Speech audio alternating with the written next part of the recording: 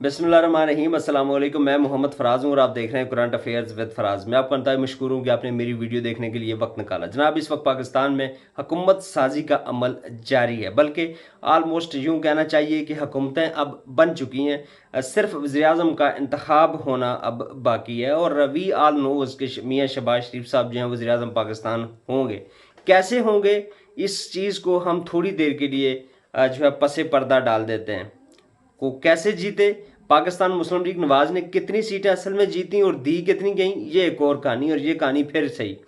जनाब, इस वक्त KPK में आज वज़ीर आला का इंतखाब हुआ और अली अमीन गंडापुर साहब पाकिस्तान तहरीक इंसाफ के उम्मीदवार थे और उन्होंने 90 वोट्स लेकर वो पाकिस्तान खैबर पख्तूनख्वा के वज़ीर आला बन गए और इलेक्ट हुए। और उसके बाद 16 वोट मिले पाकिस्तान मुस्लिम लीग नवाज के कैंडिडेट को।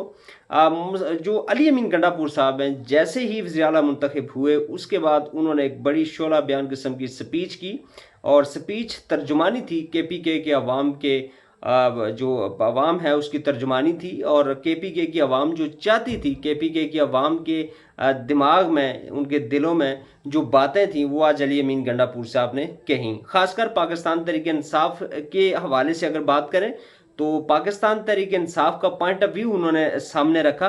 उन्होंने कहा जी कि एक तो मैंने करप्शन ना मैंने खुद करनी है और ना मैंने किसी को करने देनी है। उन्होंने हल्फ लिया तमाम मेंबरान असम्बली से कि आप हल्फ दें कुरान के ऊपर कि आप किसी किस्म की करप्शन ना खुद करेंगे ना किसी को करने देंगे, नंबर वन। फिर उन्होंने कहा कि रिश्वत ना किसी को देनी है और ना किसी से किसी को लेने देनी है। ये एक बहुत बड़ा एक उनकी तरफ से एक अच्छा ऐलान है। फिर उन्होंने कहा जी किसी भी हाल में हम जो इमरान खान साहब का जो नज़रिया है उसको इम्प्लीमेंट करवाएंगे किसी भी हाल में।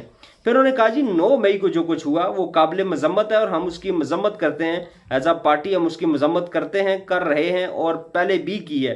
फिर उन्होंने कहा कि मेरे ऊपर 16 FIR 16 अजला में कटवाई गई कि मैंने 9 मई को जो वाक़यात हुए थे उसमें मैं पार्टिसिपेंट था और मैंने भी उसके में किरदार अदा किया। फिर उन्होंने कहा कि अगर मैं किसी जगह पे आपको किसी वीडियो में मेरे खिलाफ कोई एविडेंस आपके पास है तो आप उसको लेकर सामने आए, मैं खुद आपको गिरफ्तारी दूंगा। ये बहुत बड़ी बात है। फिर उन्होंने कहा कि जो सुप्रीम कोर्ट के चीफ जस्टिस हैं उनसे उन्होंने अपील की कि एज अ वज़ीर आला मैं आपसे रिक्वेस्ट करता हूँ कि आप जुडिशल इंक्वायरी करवाएं और अगर उसमें पाकिस्तान तहरीक इंसाफ के लीडर्स या उसकी क़यादत या किसी भी तरह किसी भी लेवल की क़यादत जो कोई भी इसमें मुलव्वस पाया जाता है और साबित होता है तो आप उसको जो मर्जी सजा दें। बहुत अच्छी बात है और इमरान खान साहब पहले दिन से ये बात कर रहे हैं। फिर उन्होंने कहा कि जो KPK के अंदर मैं 1 हफ्ते का अल्टीमेटम देता हूं उन FIRs के खिलाफ जो FIRs की गई हैं वर्कर्स के खिलाफ, पाकिस्तान तहरीक इंसाफ के लीडरान के खिलाफ, और जिन FIRs का कुछ सबूत नहीं है। देखें, पाकिस्तान के अंदर इस वक्त आलमोस्ट 95% FIRs ऐसी हैं जिनका कोई सबूत नहीं है, लेकिन सियासी विक्टिमाइजेशन के लिए उन FIRs को जो है वो दर्ज किया गया और उसकी बुनियाद पर आप देख रहे हैं आज की क्या सूरत हाल, क्या गिदर मची हुई है इस मुल्क के अंदर कि जिस शख्स को आप किसी तरह अखलाकी तौर पर किसी भी तरह गिरा नहीं सकते उसके ऊपर आप झूठा पर्चा कटवा दें और उसको फिर अंदर करवा दें। अब इमरान खान साहब आपके सामने, कौन सा इमरान खान ने घड़ी बेची होगी? क्या इमरान खान कोई ये कैलिबर रह गया कोई घड़ी बेचकर और वो जो करप्शन करेगा? अगर बेची भी है उसने घड़ी तो उसने खरीदी है, घड़ी उसने खरीदी है, खरीद कर एक अच्छे पैसे अमाउंट देकर और कानून के मुताबिक देकर खरीदी है। उसके बाद जो मर्जी करता फिर उसके साथ, और उस घड़ी की बुनियाद पर आपने जो उसकी अपनी मलकियत है, खान साहब की अपनी मलकियत वो घड़ी है, उसका केस बना के खान साहब को अंदर डाला हुआ है आपने। उसके बाद साइफर वाला झूठा फ्रॉड केस कि आपने एक कौम को, एक वज़ीर आज़म बताता है कि यार आपके मुल्क के खिलाफ साजिश हुई है, वो केस बना दिया, उसको अंदर कर दिया। चूंकि मामला कोई और था, एक्सेप्टेबिलिटी नहीं थी उस केस में, खान साहब को अंदर कर दिया।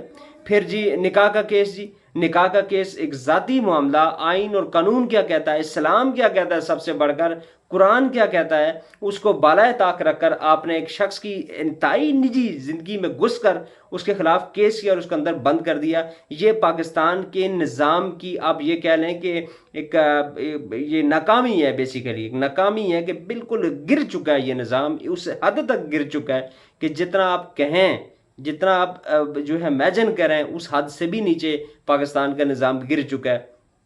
और इसी बात को आज गंडापुर साहब ने कहा कि जो झूठी एफआईआर्स आपने करवाई हुई हैं, मैं 1 हफ्ते का अल्टीमेटम देता हूं कि आप वो एफआईआर्स हमारे वर्कर्स के खिलाफ, हमारे लीडरान के खिलाफ उन एफआईआर्स को खत्म करें। अगर नहीं खत्म करेंगे तो फिर सजा के लिए तैयार हो जाएं। ये बेसिकली केपीके के अवाम के दिल की आवाज़ है। और वी अप्रिशिएट टू अली अमीन गंडापुर कि उन्होंने पाकिस्तान तहरीक इंसाफ के जो लोग थे, जो वोटर सपोर्टर थे, उनके तर्जमानी की और उन्होंने उनके दिल की बात आज असम्बली के फ्लोर पर भी की। दूसरी जानब जनाब गंडापुर साहब ने यह भी कहा कि केपीके बिजली पैदा करता है और ऑब्वियसली वी ऑल नोज कि जो तरबेला डैम की बिजली है वो काफ़ी उसका एक पाकिस्तान पूरे के लिए उसका काफ़ी एक बहुत बड़ा हिस्सा है और वो देनी भी चाहिए। ज़ाहिर है पाकिस्तान हम सब का है, हमको यहाँ पे केपीके या सूबाइयत तो नहीं है। Basically we are Pakistani and we are proud Pakistani. और हम जो है एज अ पाकिस्तानी जो है इस सारी चीज़ को हमने सोचना चाहिए। लेकिन फिर भी ज़ाहिर है कुछ माहदात होते हैं, जब हुकूमतें बनती हैं सूबों के और वफाक के दरमियान कुछ मुआहदे होते हैं, उन मुआहदों के तहत ही हुकूमतें चलती हैं। तो गंडापुर साहब ने कहा कि हमारे बहुत सारे वाजबात जो हैं बिजली के, वो केपीके के वाजिबल अदा हैं वफाक के पास। और वफाक से उन्होंने कहा कि आप वो वाजिबल अदा जो हमारे जो वाजबात हैं वो हमें दें, पैसे हमारे दें, ताकि हम अपनी हालत बेहतर कर सकें, सूबे के अंदर जो है वो काम करवा सकें। फिर उन्होंने कहा कि हम टूरिज्म को बहुत ज़्यादा प्रमोट करेंगे, हमारे पास बहुत ज़्यादा अपॉर्चुनिटीज़ हैं टूरिज्म के हवाले से और हम उसको प्रमोट करेंगे। फिर उन्होंने कहा कि मादनियात हमारे पास बहुत ज़्यादा है और हम उसको प्रमोट करेंगे। और जो लोग गैर कानूनी तौर पर मादनियात निकाल कर बेच रहे हैं लेकिन पाकिस्तान और केपीके के जो अवाम है उसको उसका फ़ायदा नहीं हो रहा, तो उसका उन्होंने कहा कि मैं या उसको बंद करवा दूंगा या फिर उसका हुकूमत को हिस्सा देना पड़ेगा। दूसरी जानब फिर उन्होंने कहा कि जी हमारे सूबे के अंदर तेल और गैस के जो ज़खायर हैं काफ़ी ज़्यादा हैं, वो कुछ हमें जो बेनिफिट दे भी रहे हैं और मज़ीद हम उनको तलाश करेंगे। आई डोंट नो ये क्या सूबाई लेवल का काम है या नहीं, इसका मुझे नॉलेज नहीं है। अगर है वो कर सकते हैं तो उसको किया जाना चाहिए। दूसरी जानब जनाब ये बड़े अच्छे ऐलानात हैं और अल्लाह करे कि इसको अमली जामा पहनाया जाए और उनको पहनाने दिया जाए। ये बड़ा इंपॉर्टेंट है कि उनको इन सारे जो उनके काम है इनको अमली जामा पहनाने दिया जाए। But I am very much hopeful कि केपीके की जो आवाम है वो अपने हकूक़ के लिए खड़ी हो सकती है और दे प्रूव्ड इट। इलेक्शन के दौरान उन्होंने, इलेक्शन जब हुआ उन्होंने न सिर्फ वोट दिया बल्कि अपने वोट की हिफाजत भी की और अपने तमाम मेम्बरान को बाहिफाजत असम्बली तक पहुँचाया और credit goes to youth specifically. और ये केपीके के अंदर के आवाम के अंदर ये बहुत बड़ी एक क्वालिटी है। दूसरी जानब जनाब आज कौमी असम्बली का भी इजलास जो है हुआ, स्पीकर और डिप्टी स्पीकर का इंतखाब हुआ और जो या सादिक साहब हैं वो स्पीकर कौमी असम्बली बन गए। आई रियली लाइक हिम और उसकी वजह यह है कि बड़े हम्बल इंसान हैं और अच्छे इंसान हैं। आई डोंट नो ज़ाती ज़िंदगी में कैसे हैं हम तो कुछ भी नहीं कह सकते, लेकिन बज़ाहिर जो हम देखते हैं ये असम्बली के अंदर उनका रवैया होता है वो काफ़ी काबिल तस्सीन होता है और बड़े हम्बल हैं। और जो चीज़ जिस शख्स की जो उसकी तारीफ़ बनती है उसको वो तारीफ़ की जानी चाहिए। जनाब उसके बाद आज फिर माहौल काफ़ी कशीदा हुआ और शेर अफजल मरवत साहब जो कि पाकिस्तान तहरीक इंसाफ के चेयरमैन जनाब इमरान खान साहब के सच्चे सिपाही हैं और मुर्शिद कहते हैं खान साहब को, उन्होंने जूता लहरा दिया। उन्होंने कहा ऐसी की तैसी आप लोगों की, बड़े बड़े नारे लगाए कि एवन फील्ड के चोर और पता नहीं क्या क्या कुछ कहते रहे। तो ये जाहिर करता है कि आने वाले दिनों में आपको असम्बली के अंदर मिजाज क्या नज़र आएगा। फिर आज जो पश्तूनख्वा मिली पार्टी, मिली अवामी पार्टी है या मिली पार्टी है, उसके सरबराह जनाब महमूद खान अचकज़ई साहब ने एक तकरीर की, बड़ी मानी खेज तकरीर थी।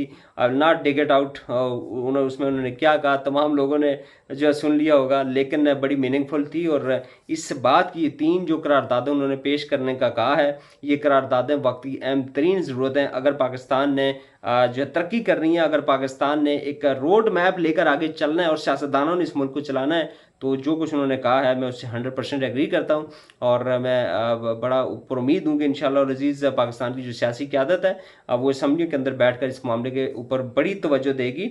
देखें एक बात क्लियर कट है कि जब तक सियासतदान आपस में दस्तों गिरबान रहेंगे ये मुल्क तरक्की नहीं कर सकता। अगर सियासतदान ये मुल्क को आगे लेकर बढ़ना चाहते हैं तो they have to sit together, उन सब को मिलकर बैठना होगा और they have to make a plan, actual plan. Basically they can make this plan, how they run this Pakistan, how they can run this Pakistan, ये डिसाइड करना है जो हमारे पॉलिटिशियंस हैं उन्होंने। और यही एक रोड मैप दिया आज महमूद खान अचकज़ई साहब ने कि आपने करारदादें पेश करनी है और मिल बैठ कर ये सारे मामले आपने हल करने हैं और मैं अप्रिशिएट करता हूँ महमूद खान अचकज़ई साहब की तकरीर को भी। और माहौल जो असम्बली का बनने जा रहा है वो कुछ हौसला अफजा नहीं है, लेकिन वी स्टिल होपफुल। ये सियासतदान है, ये रास्ते निकाल सकते हैं, उनको रास्ता निकालना चाहिए कि मिल बैठकर इस सारे मामले का हल निकालें, और इसी में पाकिस्तान की बेहतरी है, पाकिस्तान के अवाम की बेहतरी है। जनाब ये कुछ आज की जो अपडेट्स थी वो आपके सामने रखी। होपफुली आपको वीडियो पसंद आई होगी। अगर आपको वीडियो पसंद आई हो तो लाइक कीजिएगा, शेयर कीजिएगा और कमेंट सेक्शन में अपनी राय से ज़रूर आगाह कीजिएगा। और अगर आप मुझे फेसबुक पेज पर मुलाजा करें तो मेरे पेज को लाइक और शेयर करना मत भूलिएगा। अल्लाह ताला हम सबका हामी नासिर हो। अस्सलामु अलैकुम वरहमतुल्लाह।